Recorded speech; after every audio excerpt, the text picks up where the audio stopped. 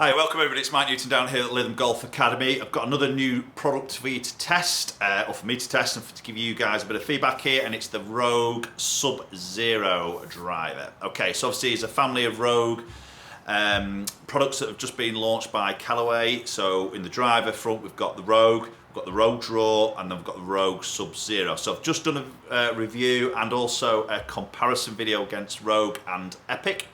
I'll put the two links up there so you can maybe go and sort of check that out. But this one I'm just going to look at Sub-Zero here. And this is going to be a really interesting one for me because obviously I game the Epic Sub-Zero and I love it. You know, I think for me it performs really well. It gets my spin down because as most of you know through watching my videos, my spin tends to get a little bit on the high side, so Sub-Zero tends to get that spin down, obviously the right shaft and weight in combo in the head. So really interested to see if Rogue can improve on that or give me some slightly better numbers there, possibly. We'll soon see. What Callaway is sort of saying here is this version of Sub-Zero against Epic is more forgiving. So a little bit like the Rogue, they've increased the size of the head. Sub-Zero is obviously smaller than standard Rogue. I'd be interested to put it up against the Epic Sub-Zero and see if the size is any different there. But I think as I pop that down there, it's still quite a neat, compact sort of look that you'd expect from this type of club in Sub-Zero. Still got the two weighted screws on the bottom, which are interchangeable front to back to move CG placement. Now the heavier screw is now 14 gram where it was 12 in the Epic, so a little bit more weight there. So I'm guessing from the weight they'd probably save in stripping the carbon down, which they have done, saving that little bit of weight they've put into that screw that can allow you maybe just to move CG a little bit more than what they could do in Epic. Obviously still got jailbreak technology, which they've refined. They've stripped a little bit of weight off those bars that support the crown and the sole, and then again replacing that to try and help MOI a little bit more forgiveness with this driver. So really interesting for me to see if the numbers are good and if possibly this could replace the Epic that I've got in my bag at the moment. So without further ado, we'll get underway. We've got GC2 HMT set up, we've got launch monitor simulator set up here. So we'll get hitting some shots, then we'll give you some feedback on the numbers after we've done that. Right, okay, so we're going to start off with obviously Sub-Zero here, first sort of shot. So I've got this fitted with a hazardous 6.5, which is a low spin shaft. Again, helps to suit me to try and keep my spin down. I've got that heavy 14 gram weight position forward in the head, which is similar to what I've got in my Epic there. Again, trying to keep spin down as much as possible. So I'm interested to see the numbers. So as I present that down by the ball there, it's obviously a smaller, compact head compared to the Rogue. Both, I think they're both 460cc. I'll have to maybe just double check whether Sub-Zero might be 445 or something like that, but it's obviously a little bit more compact in its appearance as you present it down by the ball, and definitely looks to sit a little bit more open in its face appearance there. Now also you've got some neck settings there. I've just got this at 9 degree, just in a neutral. Okay, so we'll get this first shot here, see how this performs.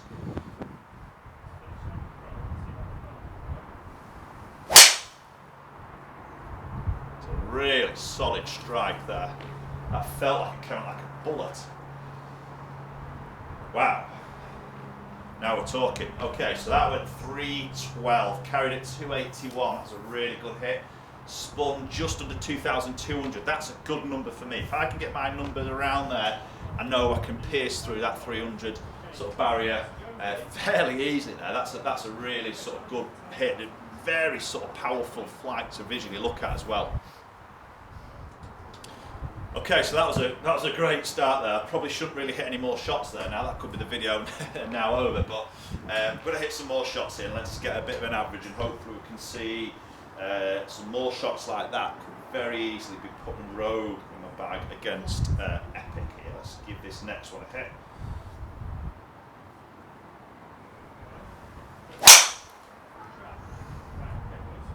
Okay, so a little bit more up the right there. Didn't quite get that as flush as the other one. Slightly more toe strike there, but flight-wise was great. Looked still pretty powerful there, just slightly more right than the last one. That last one was tough to get some take to beat that, to be honest. Okay, so those first two shots were sailing over 300 yards there. Very powerful in its flight there. And the last one wasn't the best of strikes either. It didn't feel like it. Let's give this third one a hit.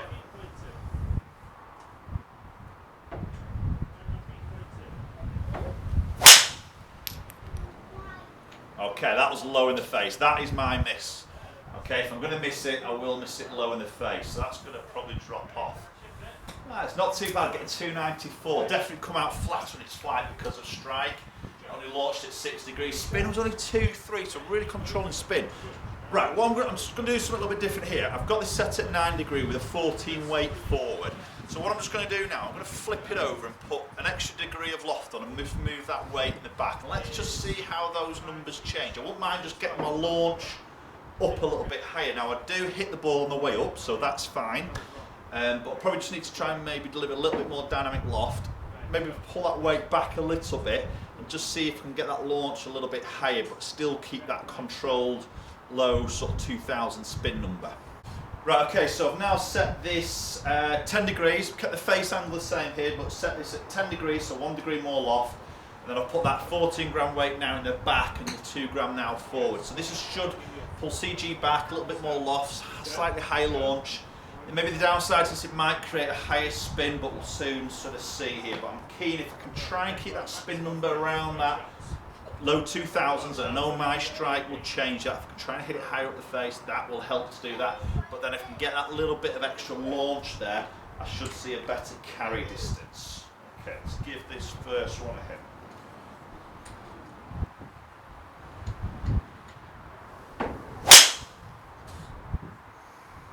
Okay, that felt pretty solid. Just faded a little bit there.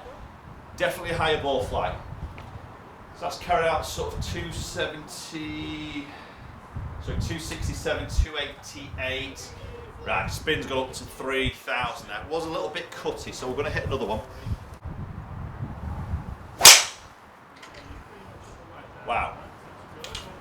Absolutely buttoned that. Definitely higher ball flight.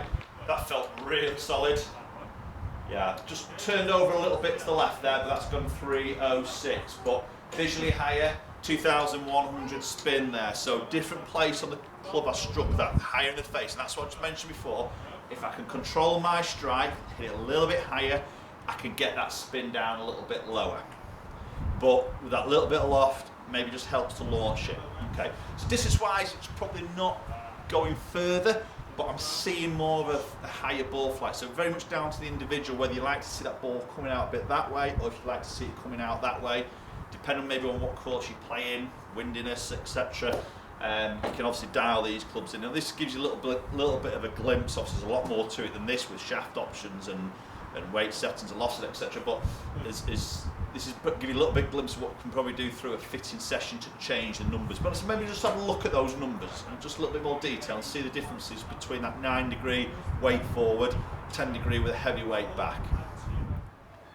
Right, okay, let's have a look at those. So top one was the Sub-Zero 9 degree with a heavy weight forward there. So 114 club head speed, ball speed 165, so pretty good and really consistent on that speed there. See, the launch just a little bit low for me, 7.9, just short of 8, so really need to get that into the double figures there. You can see when I put that up 1 degree in loft and that weight back, you see I just popped that launch up a good 2.5 degrees on average there. Now granted, that 6 one was that real low sort of smother left shot. It was a horrible shot really, but so that's probably dragged this down. So that's probably realistically averaging around just under that 9 degrees. So definitely a little increase of launch there. Spin's got up a little bit again. That first one was at the best of strikes. Second one just changed that strike slightly higher. See, that can change your spin 900 revs. We know strike can change it a lot more than what obviously the maybe the weight can do. But looking at it as an average, you can see that spin has gone up a little bit more against that heavy weight forward and obviously that lower loft. So peaking out height has changed massively. So 22 yards up to 31 yards peak height. Descent angles obviously very different. Carry distance is quite similar. So let's take that first one I hit was Sub-Zero in the 9 weight forward, and then the last one there in the 10 weight back. And you can see ball speed the same, 165. Launched at 9, launched at 11. Spun at 2-1, spun at 2-1. Carried 280, carried 281. So vertically identical numbers apart from the launch, 2 degrees difference, but everything else is exactly the same. Visually, you can see 25 yard peak height against 32. So visually for me, it was a different ball flight. Number wise and what it resulted in was pretty much the same, apart from obviously the run out. So with it coming in at 31 degrees descent angle, you see carries 281 runs out 311. 280 runs out 306. So run out's a little bit different, but obviously that depends on your ground conditions, time of the year you're sort of playing. Right, okay guys, so there we go, Callaway Rogue Sub-Zero driver then. A little bit of showing you guys, just tweaking a little bit of loft and weights, how that can change. So the spin numbers, launch angles, a little bit there. Again, this is all fine tuning through a fitting process that you've got to, and obviously you'll be hitting more balls than what I've done there to get a bit of a more clearer sort of average there. This is sort of just a little sort of glimpse here, but impressed, you know, sound wise it's very similar that I'm used to with the Epic Sub-Zero.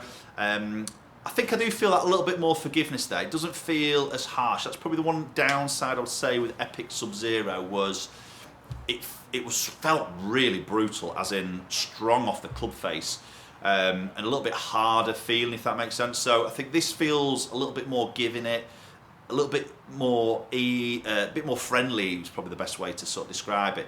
But you still got that sort of compact look and obviously a very powerful flight, controlling the spin really nice there.